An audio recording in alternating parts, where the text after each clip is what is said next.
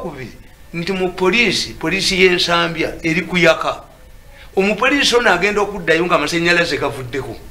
oyinza otya okudya polisi yeggwanga nogiteeka kuyaka nabagambye nti bwe bakola UEB gavumenti y'emmengo bagiwa free power neyota era ku mulembe gw'Obote layini eraga erango yavanga mu jjinja mu nnyini mu ddaamu teri kwekwasa era Dokita Kayiira ye yajjayo generator okugijja erango erira n'agireeta nga ye minisita wa energy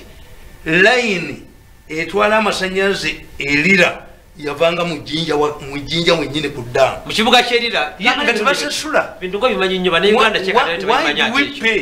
lwaki gundi institution z'amagye tezikola ki tesiza bwereere. How can you have a barracks nga teyina amasannyalaze nebagibanja nga security reasons kakati bakazi baabwe